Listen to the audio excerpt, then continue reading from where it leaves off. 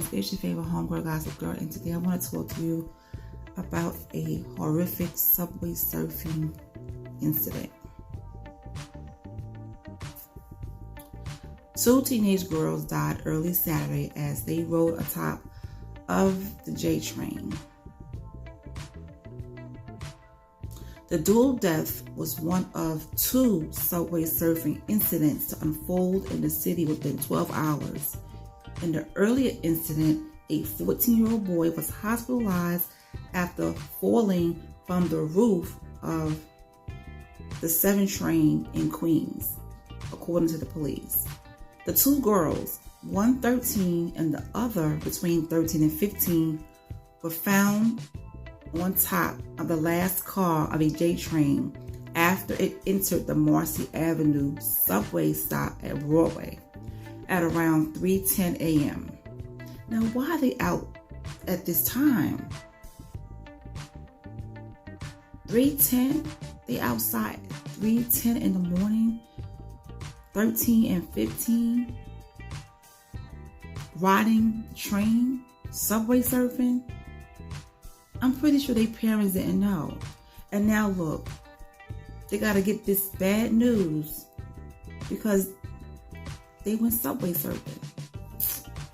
The train had just come across the Williamsburg Bridge from Manhattan. Each teen suffered a head injury and died on the Queens-bound train, according to the police. Their names weren't immediately released as police tracked down their relatives. Now on TikTok, this is being talked about a lot. Their friends are posting this. I think their names is Zima and Ebba, from what I was reading on TikTok. The train's emergency brake was triggered after it entered the station, and the doors opened, a source with knowledge of the case said. The train's conductor, trying to determine how the alarm was pulled, then found the two girls on top of the train, according to the source. It appears the two hit their heads on a low-hanging beam as they crossed the bridge, according to the police. Since the two girls were on the last car, responding officers scoured the tracks, checking to see if any other victims had been hit by the beam and ended up on the roadbed. The roadbed. No other victims were found. Two other teens, both boys, were found on the train and were questioned to see if they had been with the two girls.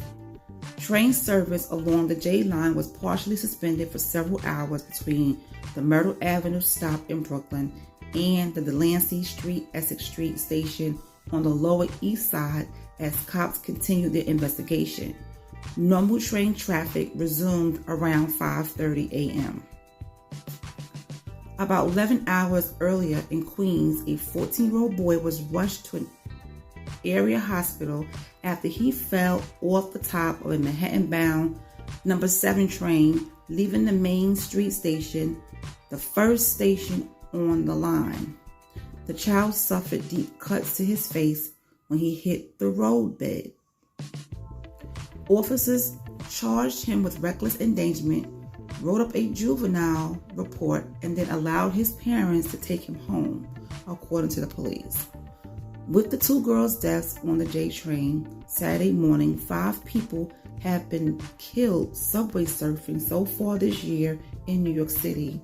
Last year, a total of 6 people lost their lives doing the dangerous stunt, while 5 died riding atop subways in 2023, according to the NYPD statistics.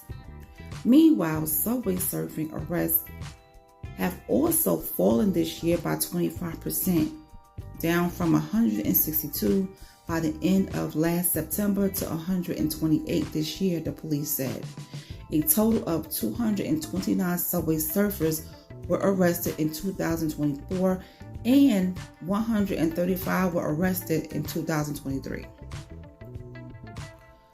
The deadly devil trend is being fueled by social media, and its victims are overwhelmingly young, often teenagers. I remember growing up, in the 80s, right? even early 90s. The most dangerous thing people were doing was riding between cars. You get what I'm saying? They would open the door and stand in between cars. That was dangerous because if the train came to a sudden stop, you can fall down on the tracks. But that was the most dangerous thing people was doing back then. Now these kids are doing the subway surfing, and it's absolutely insane. You shouldn't be playing on the train like that anyway. They don't even want you walking between cars anymore. So riding on top is insane. That's why they have the slogan, ride inside, stay alive. I send my prayers and condolences to the two teenagers' parents and their families. But come on. Do you think their families knew they was outside at 3 o'clock in the morning riding on top of the train? No. I'm sure they didn't know.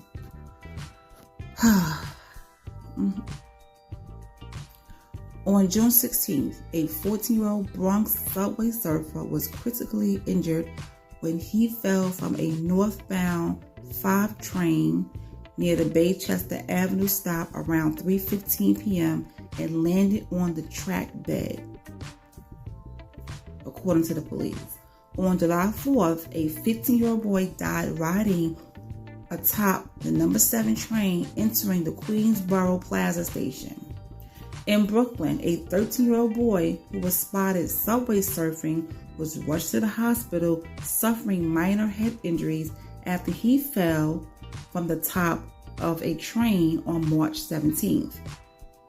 The teen was riding atop an R train headed into the Bay Ridge Avenue station around 4:30 p.m. when witnesses said he lost his balance and fell onto the tracks.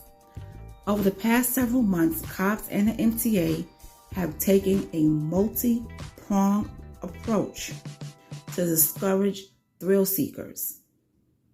In June, the MTA ramped up its Ride Inside and Stay Alive campaign, featuring Queens-born BMX athlete Nigel Sylvester. The NYPD also began flying drones over above ground subway lines to keep an eye out for subway surfers.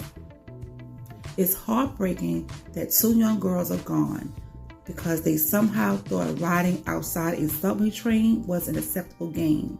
NYCD Transit President Demetrius Critchlow said Saturday, parents, teachers, and friends need to be clear with loved ones. Getting on top of a subway car isn't surfing, it's suicide. That's exactly what it is. I'm thinking of both the grieving families and transit workers who discovered these children, all of whom have been horribly shaken by this tragedy. Young people, you got to stop this. You have to stop this.